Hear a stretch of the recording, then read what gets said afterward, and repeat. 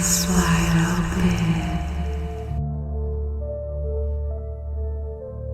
If you think Dogman is just a legend, keep watching.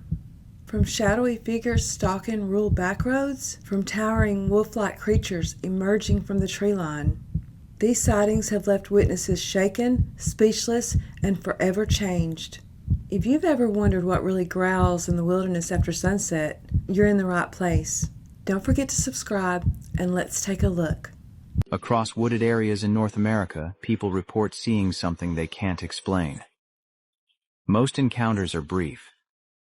Whatever it is, it's usually noticed standing still. Witnesses struggle to describe it. A silhouette in the darkness that's too tall to be a wolf, but clearly not human. Humans don't have sharp claws and wolf-like features. Some report reflective eyes, positioned higher than expected.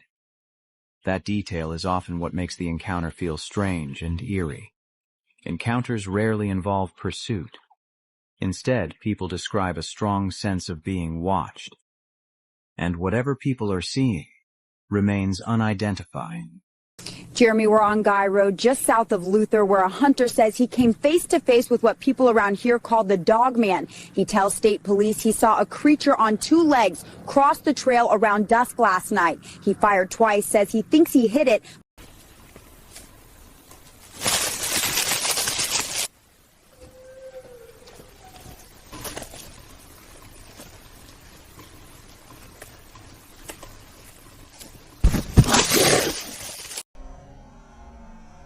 Cars will quit coming by.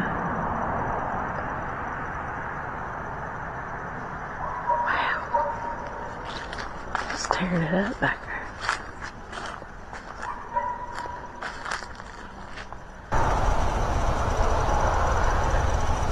What is going on? What the? Look, the plot thickens. I was just on my live. I heard a kind of a grunting sound. I didn't know what it was. I jumped up, run out the door to the right up here. I seen something go to the right, just enough to a shadow or something. I didn't see nothing else. I went over here and checked on the left. I measured the tree. It's 5 foot tall to where whatever it was eating it or scratching it or whatever the hell it was doing. I got a picture of it.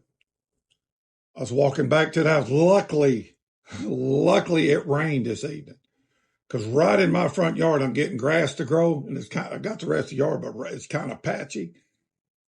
And guess what he did? He stepped in the only spot really that don't have grass. You look at it. There's one here and there's one up here. One of the pictures is not it wasn't a good imprint, but the first one is a good imprint. I'm gonna try to get it and pour it and keep it, but it's definitely something from not here. I'm just saying, this is definitely from something not here. Now, yeah.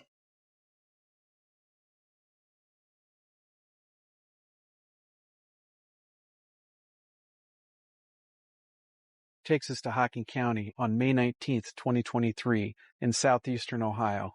My good friend and fellow researcher Rich McCandlish was researching in an area called the Pit. I will let him tell his story. I was down here at the Pit on May 19th, and I knew I should have came with somebody else here, but I came alone. And when I got in the parking lot, there was one car there. So I thought, okay, well, there's a car here. So it'd be safe to go down because there's other people here. And so I went down, hoping that time they were down there, time I'm down there, we'll take a look around, and time I'm done, they'll be done. We'll both walk out. And well, when I was down there, they left before I did. And before I knew it, I was over at the creek looking down across this bend up on the bank, and I heard something behind me. I was like, is that a coon or just a possum or something? And I turned, and looked. I didn't see anything. And the second time I turned, there was nothing. And I thought, well, I'll just wait here and I'll just turn my tablet on and then wait to hear it again. And when I did, I reached down and grabbed my tablet. I put it up against my chest and I stood up and I turned around. Just when I turned around, right on the creek bend, right there behind the shrub, I didn't even look at him. I didn't even see him when I first turned around. I heard the noise behind me, so I turned around and just went, snap, took the picture.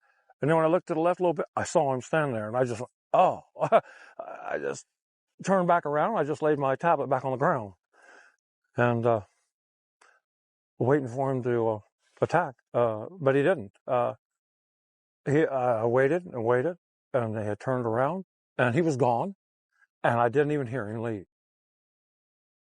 Making a video. Riding scooters. Came across these big old tracks.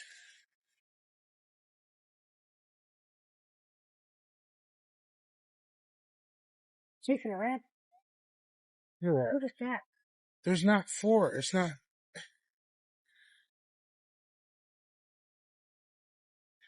What is this? Look at that. Here's my footprint. Here's my footprint. I don't know. Got big toes, whatever it is. Where'd it go?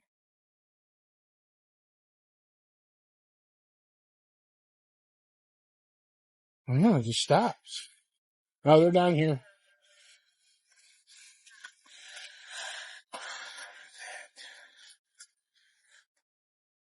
Dude. Doesn't look quadruped. Looks bipedal. You're stepping on them, sis. See how big them tracks are? The Bible, there's another god they worship called Nebas, defined as a barking god, worshipped with a dog's head and a human's body. Now you start thinking about dogmen and dog Nephilim. Jackal references to gods in the Bible, and we have this Nebas, Anubis in the Egyptian pantheon as being a jackal god. He creates a city for his dog warriors and dog Nephilim. It was called Sinoopolis by the Greeks. That means dog city. We have dogmen recorded in China, in Southeast Asia, India, North Africa, Egypt, and we don't have an adequate explanation for that. You guys hearing that?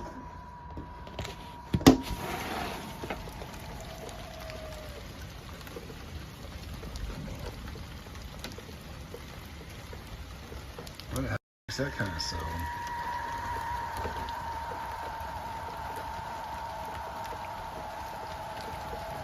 Hey, get out of here!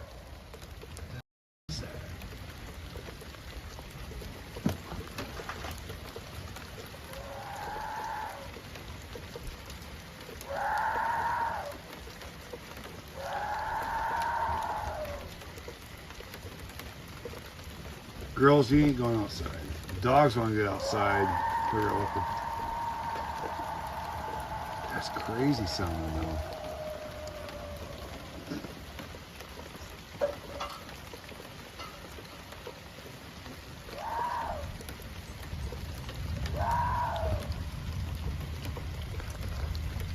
So he came through here and basically just started going this way because he went behind this rock.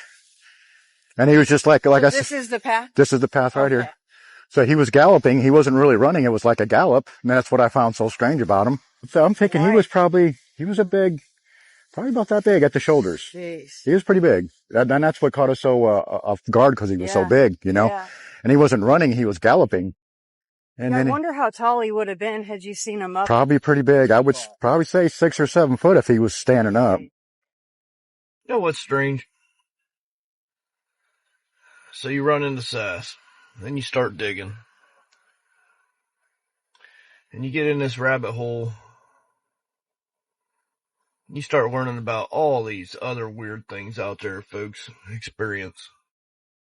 Then you learn there's this upright walking dog, giant upright walking dog.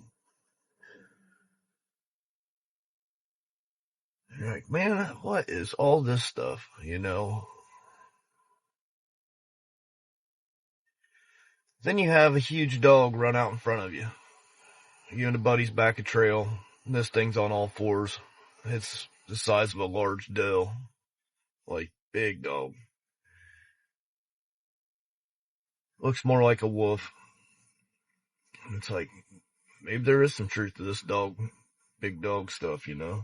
You find big tracks out in the hills, you know, where something's coming up and drinking out of this little water supply. It's like, those are bigger than my German Shepherd tracks. You know, it's definitely not a coyote track. So you start looking into this thing, you know, and there's so many reports, so many folks seeing it. But there's a channel out there called Exposing the Strange, and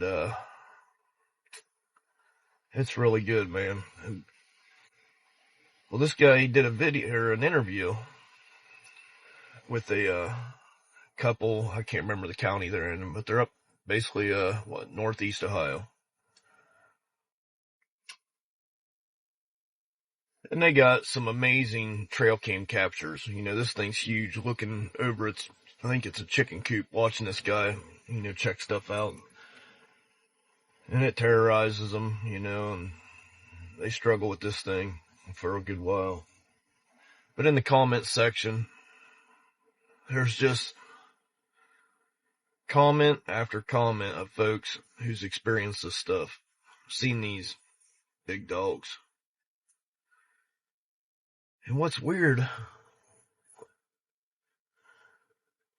this is kind of a populated area, you know what I mean? Like, this is around Cleveland, Akron.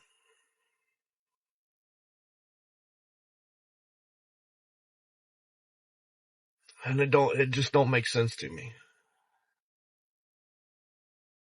Like, what the heck are these things? You know, hanging out in these metro parks.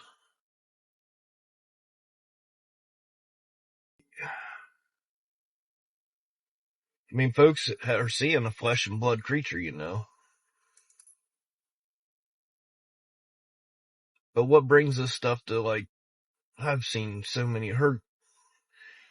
watched so many crazy interviews where, like, one was, I think it was Mansfield or something like that, an abandoned factory, people running into this thing. And these are busy areas. So it's like, I don't know about you guys, but like when I drive, say if I leave this area I'm in right now and I drive to the city, like before I start hitting the outskirts of the city, I almost feel like a negative energy. Like you start to go into the city and to me, I just start feeling a negative energy and it bugs me. And I can feel like the change, you know what I mean? So it's like, do some of these entities do they feed off negative energy? You know, is that why there's so many sightings around cities, like the outskirts of cities and stuff like that? You know,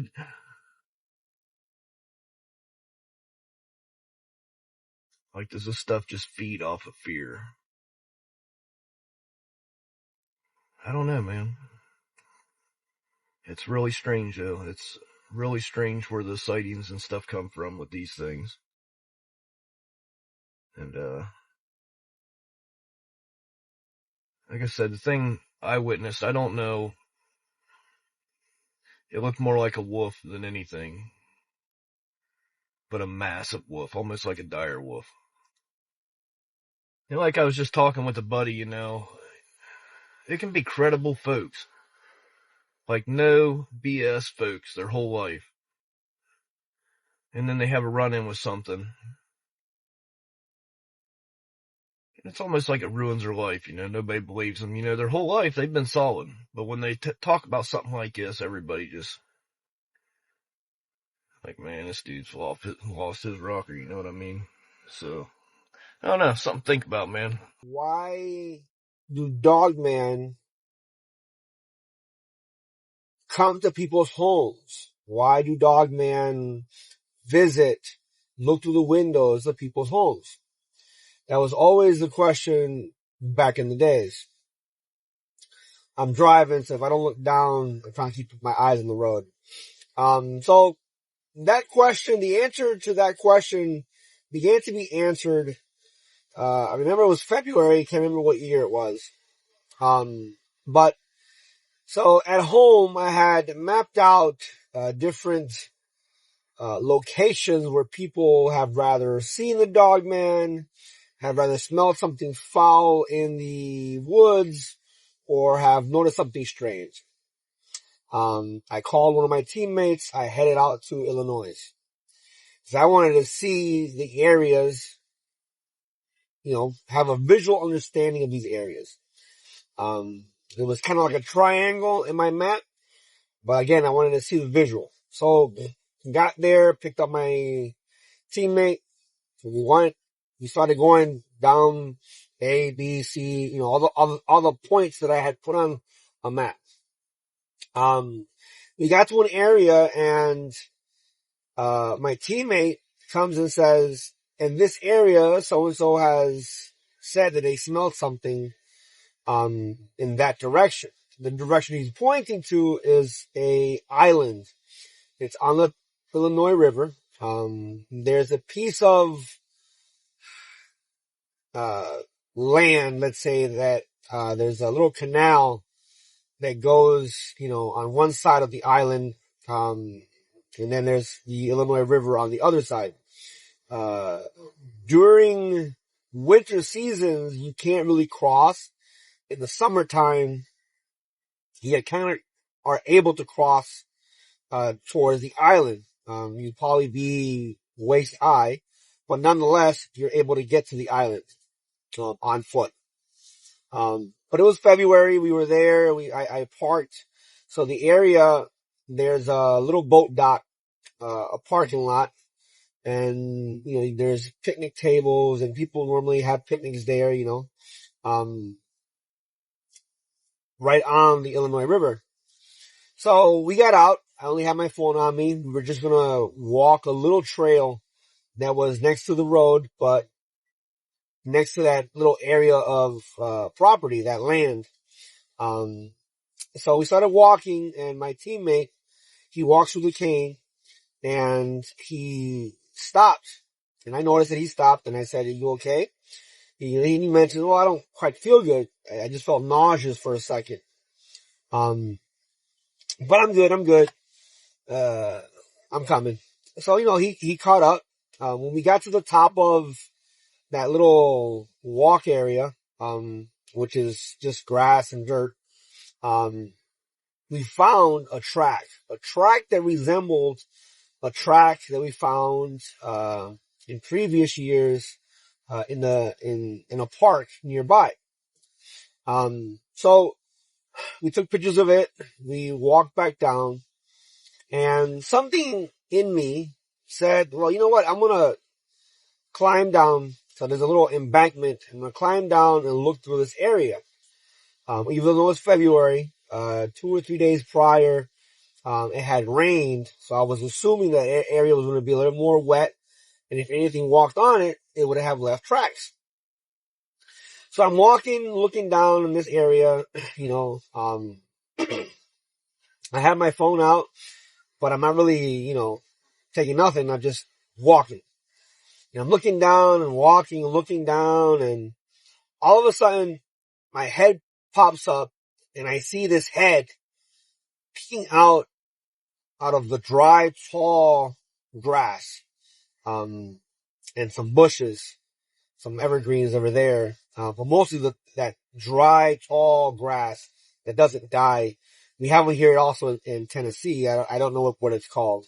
But I see a head and my eyeballs went, they got big and it started making popping sounds from the other side. And so I started yelling at my teammate, Dave, behind me, look behind me. What do you see? Is there something behind me? So it took it, a second or two of Dave looking around, and all of a sudden he points out, it's right there. It's right there. And so I said, keep an eye on him. Keep an eye on him. What is it? It's like, I can't really tell, but I think it's a Dogman. So I look back, and he's pointing with his cane in a direction. But as I point backwards, as I look backwards, what I saw in front of me began to circle around me, making these popping sounds, and it sounded like coconuts falling on sand, if you've ever been to a tropical island. So I couldn't keep my eyes on the guy behind me, right? I had to focus on the guy in front of me. But then the guy behind me began to move towards the front of me. So the guy in front began to move in a semicircle behind me, and the guy behind me move in a semicircle in front of me. And they're going back and forth. Now, all I'm able to do is hear the movement and the vegetation being like sparse, moved as well as they're going back and forth. But I'm trying to stay focused, but I really can't. At one point, my teammate goes, "You better get out of there." So I started coming back, and as I'm coming back, I'm looking across, cause I'm in an embankment, on lower ground, but from where I'm at, I can see 3 sets of houses. And that stuck in my head. And as I'm trying to, I got back to my teammate, I'm about to climb out. My brain says, I gotta go back. I gotta record something. So I walked back, took my phone, put it against my chest, and I hit record. And, so now I'm moving back to this area. I walked several yards, and there's a huff that came out. And, my teammate goes and says, "There you go." As soon as I got the huff, I walked out, right? I was like, this is my cue. I walked out. But as we were walking back to the car, I'm frustrated because I didn't have any, video recordings, anything of what happened prior. But I'm telling my teammate, I'm telling Dave, "Hey, there's something wrong. There's something in that island." "What do you mean?" "Why would they be so actively trying to kick me out at 1:30 in the afternoon, having homes there? If they're so elusive, then they wouldn't be doing that unless they're trying to protect something very important." And as we're getting in the car, and we're starting to drive off, my brain clicked. My brain said, a den. There has to be a den in that island. And, Dave goes, "You think?" And I'm like, there has to be. Why would a cryptid that quote unquote is so elusive be acting stupid at 1:30 in the afternoon when there's 3 homes right in front of where we were at? I can see the homes. And I was like, well, you might be right. So we make plans to go back on the island. But that began a process in my brain. Why are they next to homes at 1:30 in the afternoon making so many noises when there's homes right there? And that was the beginning of understanding the why they went to homes. West Texas encounters feel different, not because they're louder, not because they're more dramatic, but because they're more modern. These stories come from oil workers, truck drivers, ranch hands, people with smartphones, people who drive the same roads every day and night. Witnesses don't describe glimpses, they describe encounters. Something steps into the headlights, tall, canine, broad-shouldered, and standing upright. Not charging, not fleeing, standing just outside the lights, watching. Animals don't test boundaries. Animals don't gauge reactions. Animals don't choose positions for psychological impact, but intelligence does. Some witnesses say it moved with the vehicle, matching speed, maintaining distance. Others say it stepped partially into the light, just enough to be seen. A few say it retreated calmly into darkness, not running, not crouching, as if it had learned what it needed. The posture is always the same. Balanced, natural, comfortable. Not like a bear, not defensive. like something that walks this way often, comfortably. No footfalls, no brush movement, just silence. And some describe the feeling that encounters wasn't random.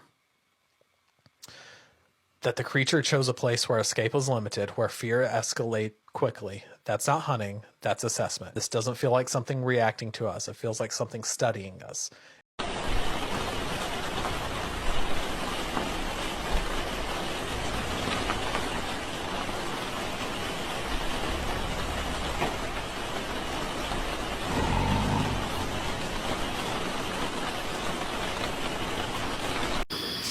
Zach.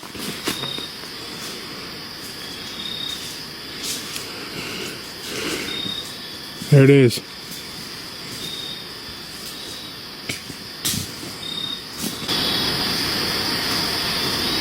Get your gun, get your gun, get your gun. It's coming right to us. And that sound is coming from back there. Is that freaking Dogman? We're out here in Utah. What do you guys think that is? Coyotes? Oh, I see something moving up there. What is that?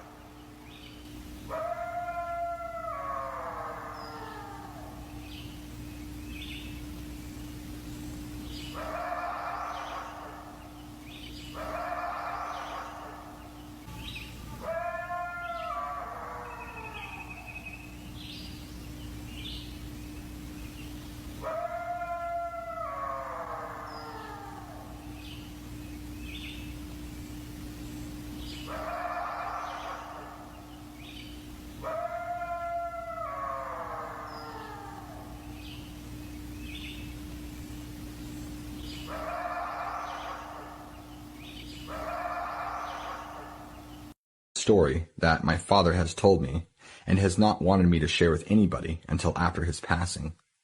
Well, my dad passed away back in 2013, and I feel like it would be good if people know what he had to say. I know some people might not believe him, but he has been keeping this on him for a while and was never able to talk about it. He wanted to wait till after he passed so his life wouldn't be in jeopardy. My father was a part of a special military branch. He would never tell me the name, but he told me that they executed special missions. One mission that him and his small crew of 5 other agents were tasked to take down a pack of extremely aggressive wolf creatures in Oklahoma. Apparently, the same creatures had killed 2 people, several livestock, and were causing a bunch of havoc. My father told me that at first he didn't think it was real and that they were playing a joke on him. The military knows these things exist, and they even have a special name, which he never repeated to me. They're not referred to, though, as werewolves or dogmen, as we know them. I can never get a direct answer from him, but I believe from what he's told me that they are a direct result of the military's doing in some way or another. Him and his team were sent out to Oklahoma. There is a discreet remote location that they were dropped off at that led right to the woods that they needed to be in. He told me it took them less than 24 hours to track these beasts, and he said it took a lot of ammo and the right weapons, but eventually they got the whole pack down. It took 5 days, and they lost 2 agents in the mission. He went on to tell me that these creatures were brutal and savage, and he almost lost his hand to having it almost bitten off entirely. He's had scars on his body and his back growing up my entire life, and told me he got those scars from this mission, and he had never told me what they were from before. He was physically attacked and almost torn wide open when his partner shot this thing off my father with a .50 caliber rifle. He explained to me that killing these things was no easy feat. They don't die easily, and they could take a lot of punishment. He says they weren't animals they were dealing with. These are super beings. They were more intelligent than we could have ever imagined, and were outsmarted on several occasions when we tried to trap them and strategize. He said that after 5 days, and they had completed the mission, they had to rid the bodies, and he never explained to me how they did that. He said after they were picked up from the mission, they were told specifically about this mission that they can never reveal any details, or else their lives would be in jeopardy. This happened back in the 90s, and so I didn't really find out about a lot of these details until close to him passing. Even then, he still wouldn't tell me everything there is to know, and I wonder why to this day he carried so much of that information to the grave with him. However, he did reveal an interesting fact. Out where he was, in the area that he was hunting these beasts in Oklahoma, there were Indian burial mounds all throughout. What him and his crew discovered is that inside these mounds were what he described as staircases that led down a really long ways. He told me that he believed that whatever these things were guarding these mounds for a reason, and that they were coming in and out of these mounds from underneath the earth. Now, of course, this is just his findings, and what he relayed to me. I took a job in 2003 that was advertised as wildlife observation in the Pacific Northwest. The pay was triple what any normal field research position offered. The contract had clauses I'd never seen before. Non-disclosure agreements that lasted my entire lifetime. Penalties that could bankrupt me and my family. And the strangest requirement of all, I had to work completely alone with zero contact with the outside world for 6-month rotations. I was 26 years old and desperate for money. I signed without fully understanding what I was agreeing to. That was 21 years ago. What I monitored in those woods wasn't wildlife. It was something else entirely. And the people who hired me knew exactly what was out there. My name is Marcus Webb. I'm 47 years old now, living a quiet life in suburban Oregon, working as a high school biology teacher. To everyone who knows me, I'm just a regular guy who spent a few years doing field research before settling down into a normal career. But that's not the truth. The truth is I spent 3 years working for an organization that doesn't officially exist, monitoring creatures that the scientific community refuses to acknowledge and collecting data that's locked away in facilities I'll never be allowed to access again. People deserve to know that there are things being studied in secret, things being tracked and monitored by entities with resources and knowledge that go far beyond what any university or government agency admits to having. I pulled that spotlight out thick, and I scanned the first few feet heading into the woods. And I got to the general area where I heard that breathing. Now, this is a 1,000,000 candlelight spotlight, and it's very bright. It's got like an 8 or 10 inch head on it, and it's got the trigger on it you hold up. And I get to the general area where I had heard that heavy breathing, and I look in, and I see some type of hairy animal, and I could see that it's got its arm around a tree a little bit. And I'm thinking to myself, whoa, what the hell was that? And its head on the back looked like I could see ears, pointy ears, that looked like some type of daggers about 8 inches, maybe 10 inches on the top of its head. And as I am shining the light, I hit the top, and I see like this, whatever this thing is, it turns and steps away a little bit from the tree, and I can't believe what I'm seeing.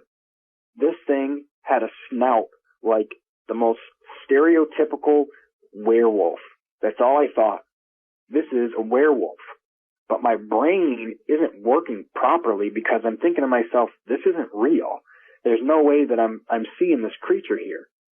This looks like, if you've ever seen the movie Van Helsing, it looks like that exact werewolf, almost 98% similar. Okay, and now I can hear my heartbeat in my ears. It is all quiet around us, other than this breathing from this creature I'm looking at, and I'm just completely shook to my core. I've never seen anything like this in my life. This isn't supposed to be real. This isn't a real creature. There's no way that I'm looking at this.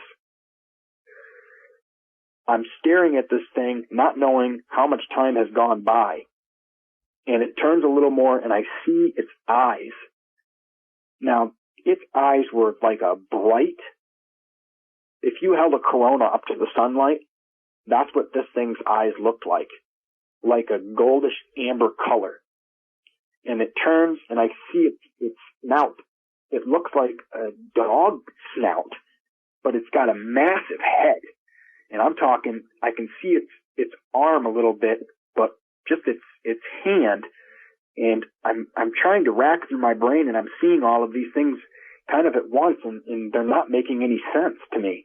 It's got a huge head.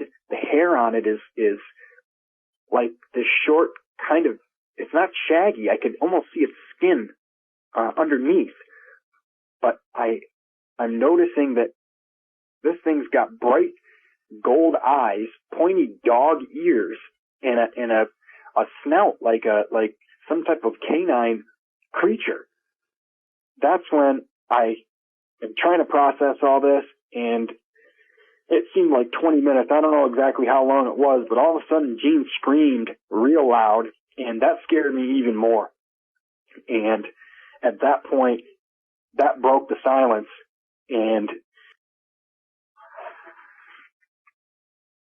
this thing stepped away from the tree it was up against, and I couldn't believe what I saw. This thing, it was making some type of cracking noise. Like if you had 15, 20 people together cracking their knuckles in a microphone on a loudspeaker, and bones were breaking inside of somebody's body. This thing stands up on two legs, Vic.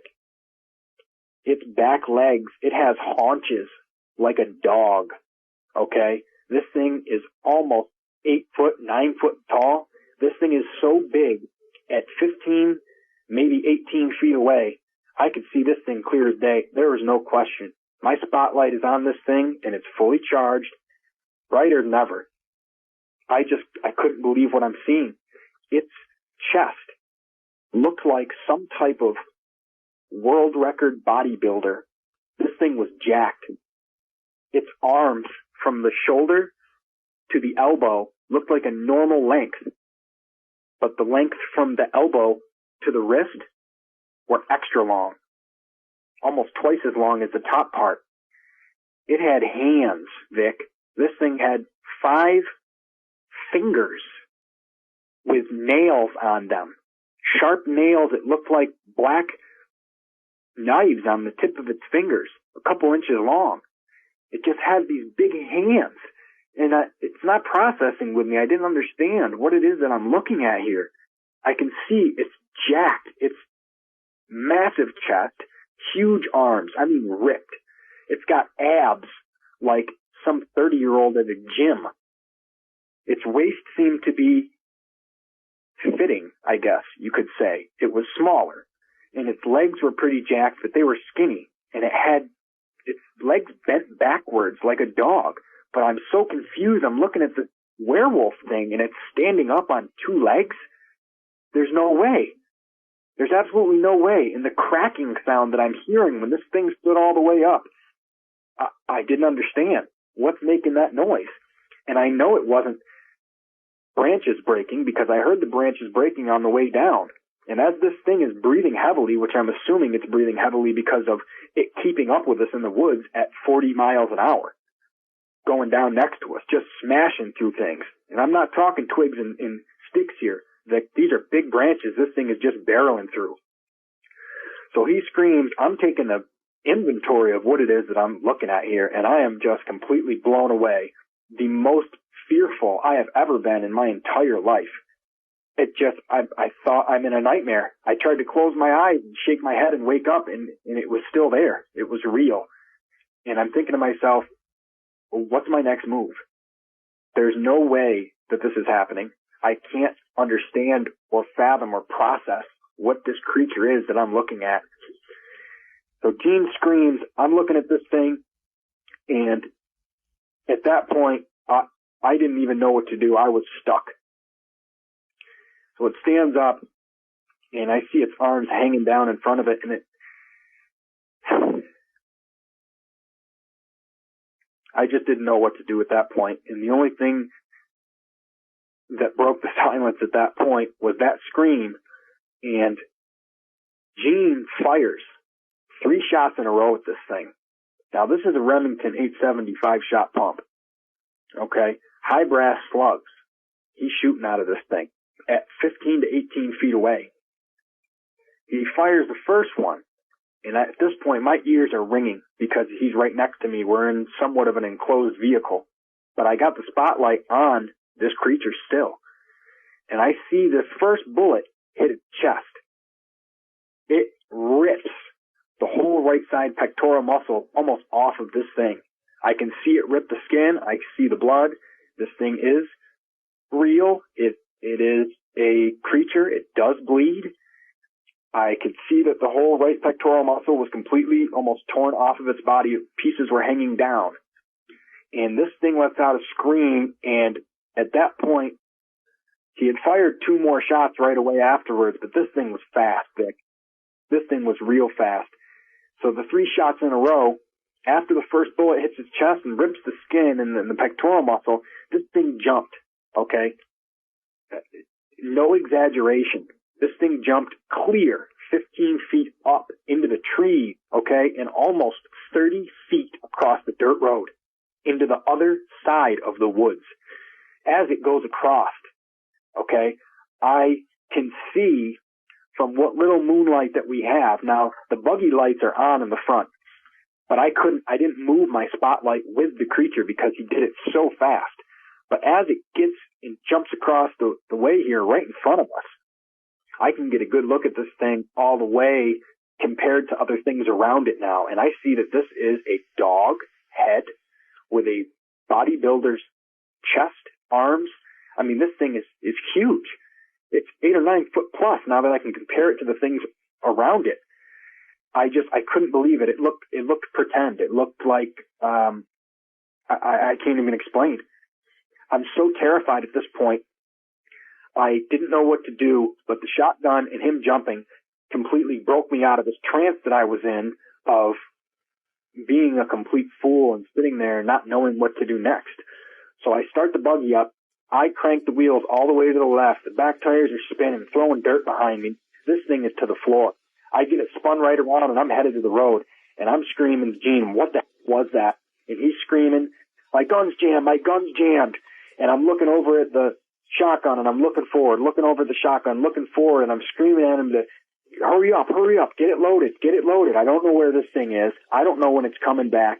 I'm trying to reach down for my pistol, and I'm reaching, but it's bouncing around on the floor somewhere because this dirt road's got little stones in it, and it's bumps, and the water knocks out a bunch of the dirt, so there's divots everywhere. There's mud holes as you get down into there, and we're 2 miles. We're 2 miles into the woods now, and it's dark. There's nothing else around us.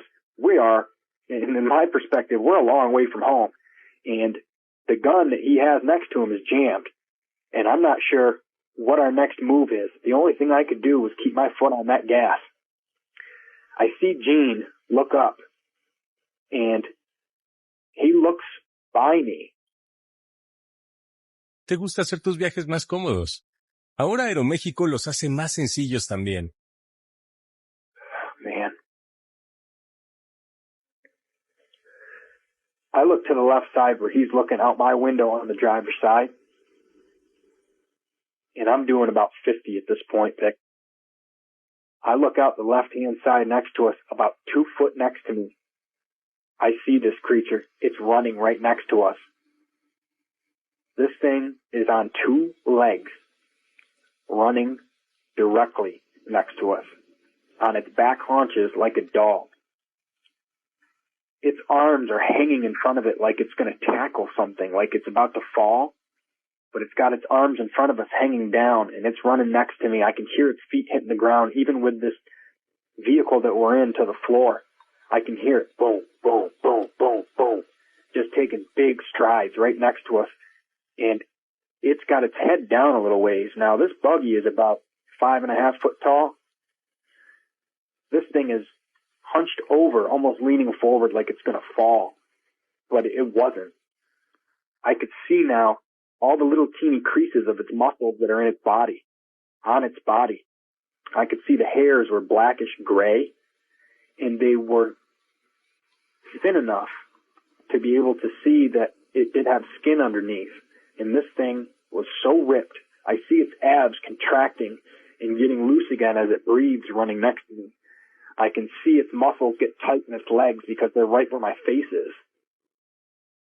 I look out and look back, and I am completely terrified. At this point, I can't even make a sound. I can't scream or even, I can't get any words out. I can't believe that this thing's running next to us at a full sprint. I mean, I don't personally know if it was at a full sprint, but I had this thing to the floor and it was standing right next to us. Leaning down, looking into the window, I see its eyes. And again, they're these amber colored looking eyes. And I was more terrified than I could ever dream of in my life. And I'm trying to get this thing moving as quick as possible. Gene's staring at this thing, and all the color drained right out of his face. I'm sure mine did as well. And I'm just looking forward, looking over. I'm hoping that he loads this thing up. I've got one arm on the steering wheel and one hand down now, trying to find what it is that's going on. And I crank the wheel to the right to try to move further away from this thing. Vic, this thing puts its arm out. Now I can see its hand, clear daylight, so to speak, with the front two lights of the buggy shining straight on this thing. Its hand is massive. It has 5 fingers and these black, long, sharp nails. It's got its hand, puts it right on the driver's side light, and I feel the buggy starting to slow down. And I'm thinking to myself, no way. This thing had the intelligence to put its hand in front of the vehicle, put it on the vehicle I was in, and put its hand on the light. And I remember looking forward, and I could see the light completely cut off the whole left side of the trail, because the only thing that we've got for light right now is the 2 front lights pointing forward, and it is dark as hell. So I see this hand in front of me holding its back. I feel the buggy slowing down, and I look back over at him, and as I can see it, he's looking in, and I see his teeth. They are so sharp, unlike a dog's that would be rounded at the end. These are sharp, and I'm talking serious sharp. I can hear them. He's chomping down repetitively. Boom, boom, boom, boom, boom. And I can see that every time he chomps down, I can hear it next to me. Boom, boom, boom. And I'm looking over at him, looking forward, looking over, looking forward. He's got his hand on the front. This vehicle's slowing down. I got it all the way to the floor. I could feel the vehicle slow, and I could hear the weight and the strain on the motor as I'm trying to push forward. This thing's maybe 150 horsepower. It's not much, but I can feel it slowing down, and I'm getting real scared now.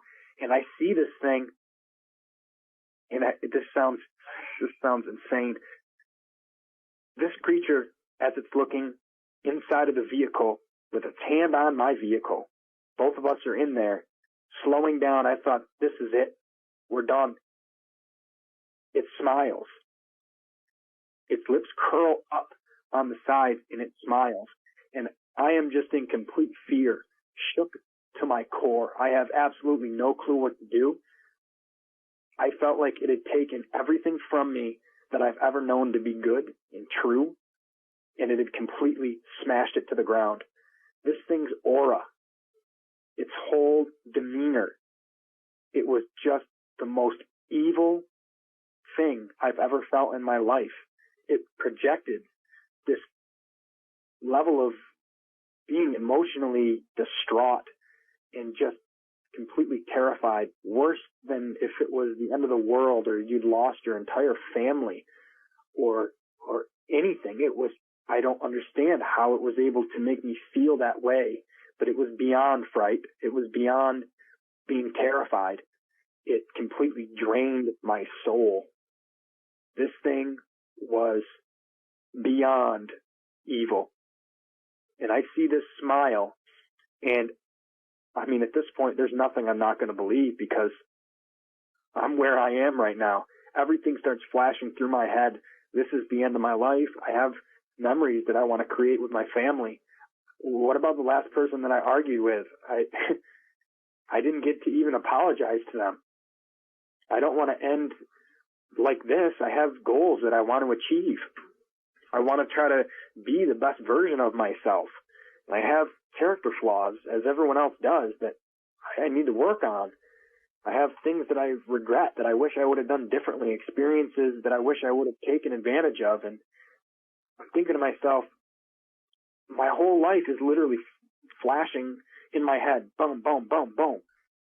Different things. And when they say your life flashes before your eyes, it really does.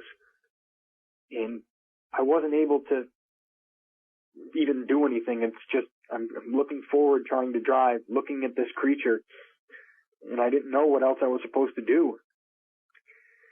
I'm thinking about my baby girl, and I'm thinking about my wife, and what's going to happen? How are they going to find me? How are they going to provide? My daughter and my wife have to grow up without anybody around. What's the story that's going to be told? Accident in the woods? Vehicle accident? I know it's not going to say huge freaking wolf man attacks guys in woods. We both know it's not going to say that. So I'm racking my brain here, and I am completely distraught. And all of a sudden, I hear boom. And at the same time, I see Gene has the shotgun pointed in front of my face. Now, we're sitting side by side going forward towards the road in the woods. He reaches to his left and points the gun. The barrel's directly in front of me, but I'm looking forward. So it's about to shoot to the left where this creature is. And as soon as he pulled it up, I see this thing disappear out from next to me. And he still fires, but he had missed it. My ears are ringing. I see this thing, he's gone. How does this creature have the intelligence to be able to completely stop? That it saw that gun was pulled up. It knows what it did to it. I could see it ripped up, its chest ripped up again when it was running next to us. It knows what the consequences are from the end of that barrel. Because just prior, it had felt that. It knows. And when that firearm got held up, this thing let go of the front of the vehicle. I felt the strain and the load be taken off the motor. We speed back up, and this thing's gone. And I'm like, wow, how did it realize that that's what was going on? Now, I don't know how much time had gone by. It had felt like about 2 hours.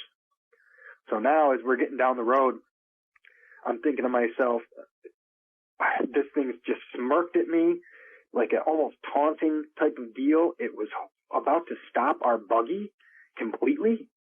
It reaches out with man's hands with claws. I mean, what is all this? I'm out of control trying to think of everything, but I'm glad that it's not next to me anymore. But I'm still terrified because I have no clue where this thing is. I hear it now crashing into the woods next to us again. The same sound I heard as we were coming in. And this thing is just boom, boom, boom, blasting through all these woods next to us, through branches, through everything. I just like, okay, next time he comes in, we're going to get hit, and we're going to get hit hard. And all I could do is keep it to the floor. But it stays in the woods over there for the next maybe 12 seconds. It didn't come back out yet. And I'm like, dude, we're not going to make it to the road. And all I'm saying to Gene is, when that thing comes back out, hit it again, hit it again, hit it again. And he's got the gun out the window, aiming it out there. I'm driving forward, and we hit the road. It seemed like it was forever, but we finally hit the road. I didn't slow down. I hit that road. I cranked the wheel all the way to the right. The back tires slid off the gravel and onto the road. Tires are squealing. And then I see it. It tried to flank us. It tried to jump out right there at the edge of the woods and cut us off. Or so I thought that's what it tried to do. But I get to turning. I slid. We lost speed sliding onto the road, but I still got it to the floor. Gene, I can feel him lean over onto me because of the G-force from turning it at 40 miles an hour, skidding onto the road. This thing jumps clear, easy, another 20, 25 foot out of the woods onto the side of the road where the ditch is, and now it's behind us. And we're going down the road, and Gene's got the gun pointed back to it, and he's not shooting anymore, though. And as soon as he gets the gun pointed, when we straighten the vehicle out, he's got the firearm pointed down back behind us where this thing's standing. And it kind of leans down a little bit, and I see it go back down on all fours. And it's sitting there. It lets out this huge roar again, the same noise that I had heard numerous times with my wife earlier when we were in the woods and when I was by myself coming home prior to Gene and I going out in the woods when I had just walked in the house before my wife showed me the scratch. And all the cows went crazy. So we're getting down the road. Now this thing, he sees the gun get pointed back out, goes down on all fours, and then launches back over into the woods, another 20, 25 foot. And now I can't see him because it's as dark as it is. I can still see the silhouette from down there, though. So it launches back into the woods, and we get back to the house. I pull in, I stop, and we sit in the vehicle for a second. I have the garage door opener in the buggy, and I pull it into the garage door, and I'm staring behind me. And now I reach down, I grab my pistol, which is a .357 Magnum. It's a 5-shot revolver. It wouldn't have done anything to this creature. It got shot clear 18 feet away with a high brass slug from 12 gauge, and it just ripped its chest open. This thing didn't even care. It just pissed it off. So I've got my pistol, my hand's shaking, and I've got this thing pointed out in the back. And I see Gene's got the shotgun on his side pointed out towards the back. And we watch as the garage door slowly closes. I'm waiting to see this thing's feet just show up and rip the door off. And the spot between where the door closes and the concrete's getting smaller and smaller and smaller. And I'm thinking, okay, I don't see it yet. And we sit there. Finally closes all the way. At the end of the evening, you can see light shining through this barn through these pieces of wood that make the barn up. And I sit for a little bit and I wait. And then all of a sudden I hear the rustling in the corner up top in the further corner of me, which is about 25, 35 feet away, directly above me, directly in front of me, 35 feet or so. I hear it, and this sounds much louder than I would expect any small creature to be. And I hear boom, boom, boom, boom. And as I'm hearing this sound, all of my senses are heightened. My hearing, my sight, everything. And I hear boom, boom, boom. And I'm looking up at probably a 70-degree angle in front of me. And I can see the light shining through the middle of these boards which make up the old barn structure. Dust is falling between these boards as this creature is stomping above me, but in front of me. Boom, boom, boom, boom. I hear it creaking, stomping. This is an extremely heavy being, whatever this is. I have no clue what this is. I can hear breathing like a smoker or someone that's out of shape. Boom, boom, boom. It's getting dark. There's light shining through between these planks, and I can see the dust falling above me, and the dust is falling closer and closer and closer to me. And I can hear what almost sounds like some type of a horse, just that type of noise. And I crouch down real low, real close together in the corner, and I take the safety off. And I've got this thing pointed at the ceiling. And I'm waiting, and I'm waiting. And as I look through the crack, I can see part of the shadow and part of what I think I can see. I think I can see these. Have you ever seen the bottom of like a dog's foot? How it's like a broken up pattern of what looks like very dry skin? That's what it looked like. Just very broken up type of cracked skin. And immediately what I'm thinking is, Dogman, I unload. This is not like me. I unload this pistol. Boom, boom, boom, boom, boom, boom, boom, boom, boom. As soon as I get the first 2 shots off, I don't even think I get the first 2 shots off, through the floor of the ceiling, which is the roof of where I am on the first floor, this thing immediately retreats. Boom, boom, boom, boom, boom, boom, boom, boom, boom. And I hear it running over into the corner, and it stops. My heart's pounding. I can hear it beating into my ears. And I said, I'm not doing this again. There is absolutely no way that I'm dealing with this again. I turned around, and I immediately load another clip, and I come up the ladder. Now, I reach up on top of me, and I'm pulling hard. My body is shaking. I'm pulling up onto this ladder to get through the small hole that puts me on the second floor where the mow is, where I stack the hay, and where this thing is. And I'm thinking to myself, I'm not getting my head ripped off. I've heard stories of how these things reach down and they hide. When you come out of your door, you hear knocks on your door, and then you open your door and you stand out there. they're on the top of your roof, Vic, and they grab you by the top of your head and they rip you back up on the roof. You're gone. I'm up on the ladder and I can feel the splinters ripping into my fingers as I'm pulling up this ladder. It's about 12 to 15 feet. I get up there. The first thing I do is I put the barrel of that pistol on the very last step of that wooden ladder, which is on the bottom of the floor to where the mow is up there, and I point it. I slowly push my head over the top, and I look, and as soon as I do, I didn't even get to get a shot off. What I see is a dog man, what I know is a dog man, crouched down in the corner through the area where the hay comes in. It's a small window, which is about maybe 4 foot by 3 foot or so, or vice versa. It's where you put the elevator so that you can get the hay bales, the normal, not the squared, not the round hay bales. You don't throw them up there. The square hay bales from the wagon onto the elevator up into the mow, and you have a guy or two stack them. I see this thing grab around the corner. He reaches onto the edge of the window. He looks back at me, and I see this, and at that point, he waited for a second. And I'm thinking to myself, and I say he because I'm going to share later how I know it's a he. I'm up to the very top of this ladder, which is the bottom of the mow, which is the top of this floor, the second floor where this hay goes. The first time I've had this encounter, the immense fear that I felt, this primal fear where I would have done anything to execute this creature, where I would have done anything to eliminate this situation.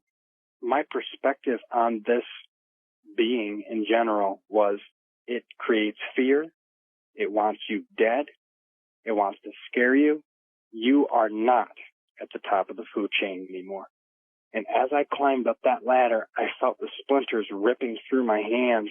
I've got my left hand every 2 steps on the ladder, and I can hear my gun that's in my right hand, my pistol, clacking on each one. Click. Reach up again on the left, reach up again on the right. Click. And I get all the way up to the top, and I see this thing crouched down in the corner. It's pulled away from the corner now. It's about to jump out the window. I'm in awe. We're face to face again. The same dark hair, completely jacked muscles, big, long arms. He is much further away than he needs to be from this window for his arms to reach. His fingers, all 5 of them, he has no thumbs, are wrapped around the edge of this window. He's ready to pull himself out. His ears are laid all the way back. I'm used to seeing them straight up from the first encounter. What this creature emitted emotionally to me was an intense amount of pain and sadness. I felt like I had just killed one of my family members and I had done nothing. Imagine you coming in and ruining a surprise party for your family. Imagining yourself in a situation where somebody had waited their whole life to save up money for a special car that was their dad's favorite. And you went up to him and you go, hey, so-and-so just got you this car. I know he's going to surprise you in a little bit, but that's what's going on. Or when you'd be in a situation to where you've stolen or lied or cheated to somebody that truly cares about you. You've hurt somebody on an immense level. That is the emotion that I got when I've got this gun pointed straight at its head. I could have pulled the trigger. I'm not saying that this would have eliminated this dog man. I had him dead to rights, right through the front of my pistol to the back. 40 caliber, Vic. I had it right on his eyeball socket. He knew it. I got the most upset sadness. I felt there was no light, no love, no objects, no nothing in this world. Nothing existed that was positive anymore. Nothing was worth anything. Every ounce of energy on an emotional basis that you've spent pushing forward to be the best version of yourself has meant nothing. You're nothing. What you've worked for is nothing. You have done nothing. You as an energy are nothing. And I couldn't pull the trigger, Vic. He looked so sad, the way he portrayed his emotions to me. And I feel at this point, this is how they communicate. Through not telepathy, but almost an emotional level of telepathy. Feelings, emotions, that's how they communicate. I couldn't do it. I felt like I was hurting someone that I've loved my entire life, and I couldn't squeeze the trigger. He got away. He took off. I sat there for about 20 minutes. Part of me wanted to make sure that I could hear him leave, and I could. Landed on the ground. I heard him bipedally take off. And it's almost dark at this point. But there's still some light from the sunset. I heard him take off, and then I heard him going through the cornfield. I heard the husks of corn just... and I heard them fade away. Most people who claim to have seen the Dogman never talk about it twice. They go quiet. Some move towns, some stop sleeping, and some start locking their doors in the daytime. It never begins with a full sighting. It begins with sound, the kind of sound that feels like it's watching you. These are the 7 levels of the Dogman encounter. Not sightings, not legends, encounters, because once it starts, it doesn't stop at seeing. Level 1, rustle beyond sight. The first sound is never dramatic, just a shift of leaves, a branch bending when there's no wind, the feeling that something is stepping just out of sight. Hunters call it the double echo, a noise that only follows your steps. You move. It moves. You stop. It waits. It happens in rural borders, the edges of towns that still have a stretch of untouched trees. The sun's not gone yet, but the light's thinning, and that's when the woods begin to sound alive in a way that isn't animal. The silence between the rustles grows too calculated, too patient. It doesn't stalk like a predator. It paces like a man who already knows where you'll end up. People describe feeling pressure in their chest, like the air itself is thickening. Then, just before they leave the tree line, they hear one last step, closer this time. That's the sound most never forget. Level 2, two-legged gait. Most people convince themselves it was a deer, a raccoon, anything normal. But not everyone gets that luxury. You look back, and for a split second, you see something upright. It shouldn't be. It's tall, taller than any man, thin but built like something that runs for miles. It sways as if getting used to its balance, like it just decided to stand that way tonight. Witnesses often describe the same thing. It doesn't walk with purpose. It walks as though it's performing, learning. Its arms hang too low, almost dragging. Its head tilts when it notices you watching, and for one impossible moment, you think it's smiling. Most turn and run. A few stay frozen. Those few always mention the smell, damp fur and copper, like rain mixed with rust. That's the scent that follows you home. Level 3, eye glow through trees. That night, you start to see them. At first, you think they're lights from a car in the distance, but they don't move. 2 small points in the dark. Red or white, depending on who tells it. When you blink, they stay. When you look away, they follow. They blink too, but never at the same time as yours. Some have tried taking photos. The eyes vanish in the pictures, leaving only the outline of something large behind them. Branches curved where they shouldn't, shadows bending wrong. Others say the glow doesn't come from eyes at all, but from within its throat, like light leaking through teeth. In old reports from Michigan and northern Wisconsin, police marked those eyes as unverified illumination events. But those same officers never patrolled those woods again. Level 4, bark that doesn't match. You convince yourself it was all nerves. You get home, lock the doors, leave a light on. Then, at some hour after midnight, it starts. A bark. Short. Close. At first it's almost normal, like a stray in the yard. But then it comes again, lower, uneven. It sounds like a recording slowed down, distorted through a human throat. Some say it's trying to copy the sound of dogs, like it knows what they're supposed to sound like but not why. Witnesses have heard it say single words, half-formed, mangled by growls. One woman in Ohio said it barked her name in 3 broken syllables. She was found the next morning on her porch steps, untouched but staring into the tree line, as if waiting for something to call again. The local station recorded the sound. They destroyed the tape a week later. Level 5, charge and retreat. By now you've seen it. Not clearly, but enough to know the shape's real. It's close enough for your brain to understand it's not a trick of the dark. It steps out from the tree line, shoulders hunched, the head angled downward like a predator about to sprint. The ground shakes with each step. The snarl starts low, deep in the chest, building until it sounds almost mechanical. Then it runs, faster than anything its size should. You don't have time to think. You flinch, brace, scream, but it stops. Always stops. Inches away. It doesn't attack. It studies. Then it leans forward, and you hear breathing, deep, uneven, hot enough to fog the air. Some say it smells like wet soil. Some say they heard it whisper. It backs away without turning, still facing you, as if memorizing the look on your face. Level 6, shapeshift flicker. After that, nothing feels normal. You start seeing things out of sync. Shadows too tall, figures too still.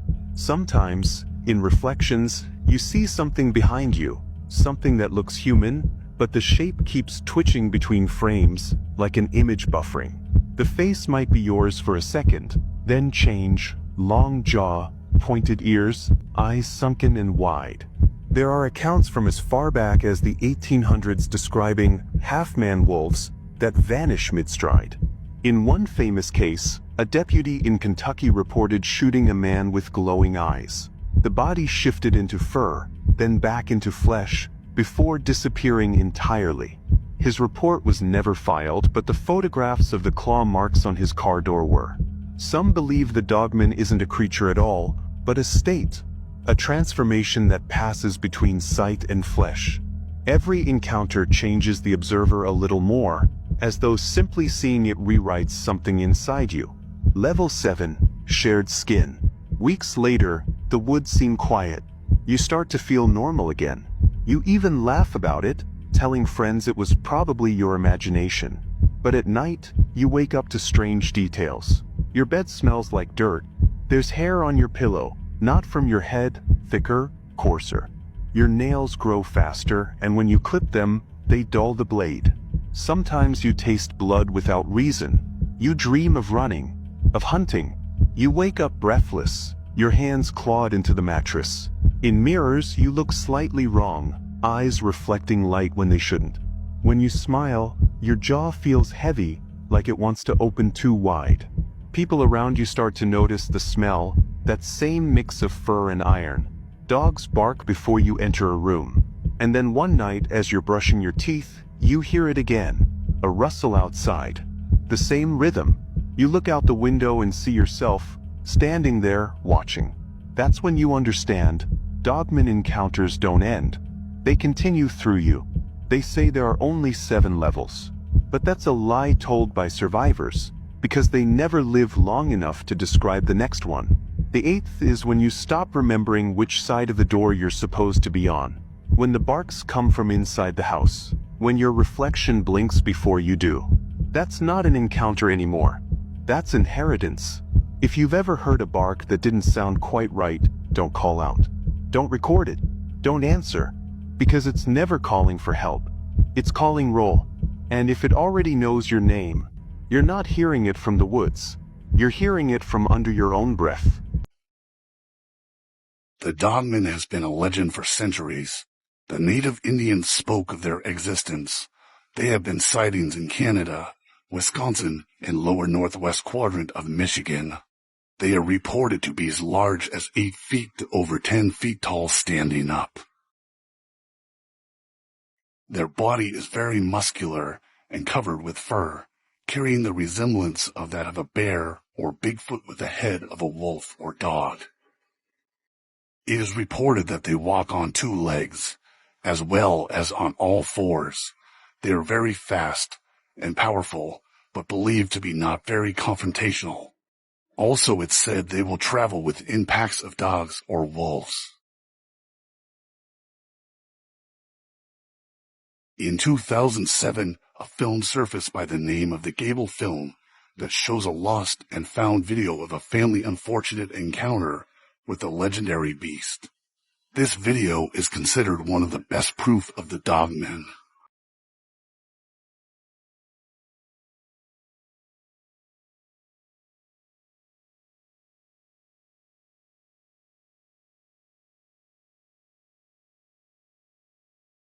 Hello team, I've got some amazing news for you today. Recently a rare photo surfaced of a Dogman sighting in Kentucky's land between lakes and Golden Pond. This incredible image was captured on a well-placed trail camera, showing the giant cryptid as if on a casual stroll through the area. One snapshot taken just 30 seconds later, and the Dogman was already gone, leaving behind only footprints and droppings. Take a closer look at the photo, and you'll notice the creature's massive size, muscular build, and hulking shoulder area. Truly an awe-inspiring sight. Although nearby droppings were discovered, no one knows what happened to them. But one thing is for certain, the Dogman is clearly alive and well in Kentucky. So if you're planning on hiking in the land between lakes area, be on the lookout. You never know what kind of creatures might be lurking in the shadows. Stay safe out there.